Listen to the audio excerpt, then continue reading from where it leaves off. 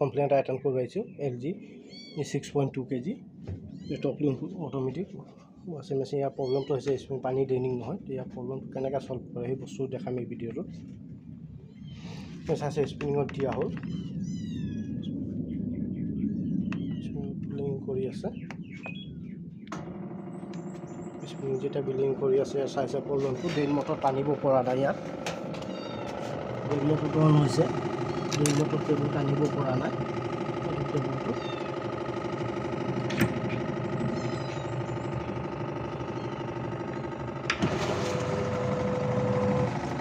Spring start নলয়, wash প্ৰগ্ৰামত গুচি গৈছে। এইখিনি ইয়াত ডিছপ্লেত 15ত আহি আছে ৰেঞ্জ প্ৰব্লেমত। ইয়াৰ প্ৰব্লেমটো ছল্ভ কৰা দেখাম।